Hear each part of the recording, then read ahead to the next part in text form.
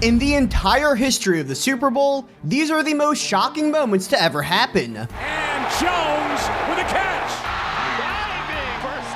Super Bowl come to an end. Picked off. And the first one might be the coolest play in Super Bowl history. In 2017, after Eagles quarterback Carson Wentz tore his ACL in December, backup QB Nick Foles took the reins and led Philadelphia to the Super Bowl. And on 4th down, right before halftime, trying to extend their lead, Foles and the Birds pulled off a play that will be remembered forever. They're going to snap it, and it's Trey Burton who throws caught.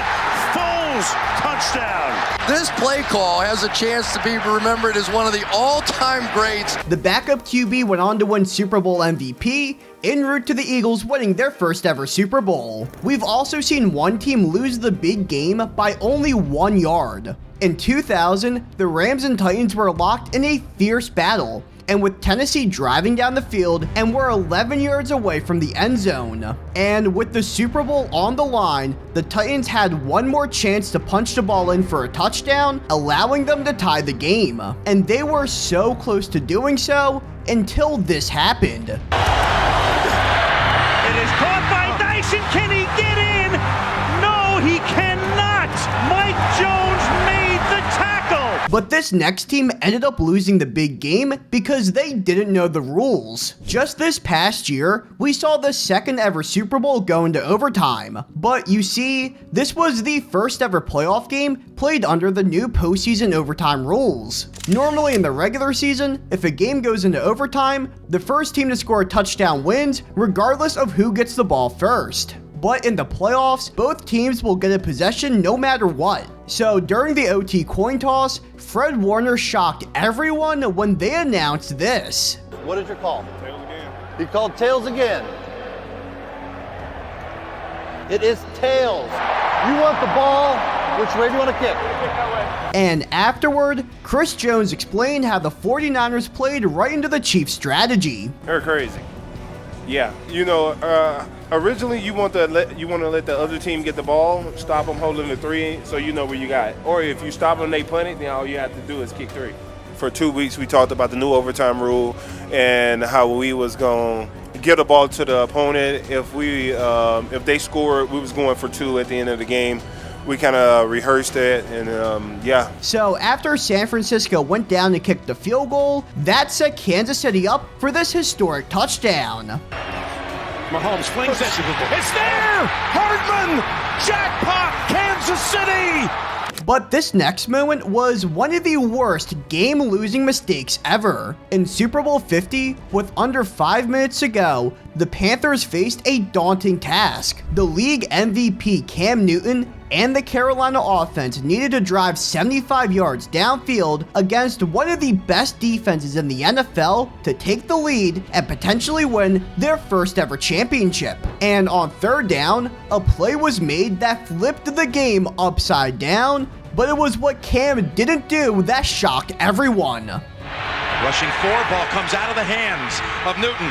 It's on the ground, and it's still on the ground. Picked up by T.J. Ward at the 4-yard line. He jumped away instead of jumping into the pile. After committing his 3rd turnover on the day, and with not only the game, but their season and the Super Bowl on the line, the league MVP decided not to jump onto the loose ball. The Broncos would recover at the 4-yard line and score the championship-sealing touchdown. And years later, Newton still has regrets about how the play unfolded. They always talk about the jump. What was the reason why you didn't jump on it? Did you? It ain't no excuse for me not jumping on the fumble. Okay. I should have jumped. Okay. So I'm not even going to give you something because that will be the take that somebody will. I should have jumped on the phone. But this next moment could have won this team's first ever Super Bowl, kickstarting a dynasty, but it would instead lead to one of the greatest tragedies this sport has ever seen. In Super Bowl 25, Jim Kelly and the Buffalo Bills were down by just 1 point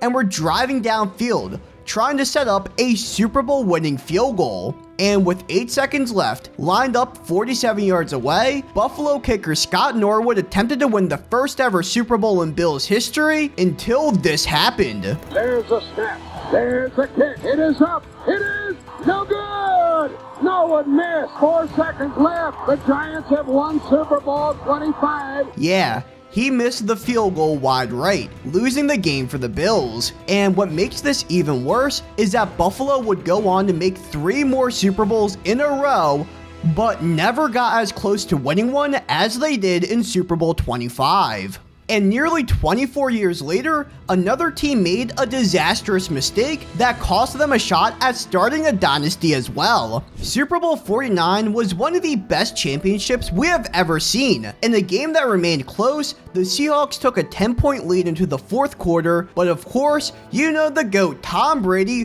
wasn't going to let that stand for long. And with just over 2 minutes left, the Patriots scored a touchdown, giving them a 4-point lead. So Russell Wilson and the Seahawks had just 2 minutes and the entire length of the field to go to win their 2nd consecutive championship. And in New England territory, we saw one of the craziest catches in Super Bowl history occur. Russell in the pocket. Russell for Curse, and it's broken up again. Oh, did he wind up with a football? The concentration Jermaine Kearse showed to stay with the ball and bring it in was, without a doubt, the most shocking moment of the game so far. And it would have been the signature moment to begin the Legion of Boom dynasty, but unfortunately, just a few plays later, arguably the worst play in Super Bowl history occurred. Play clock at 5. Pass is intercepted at the goal line by Malcolm Butler.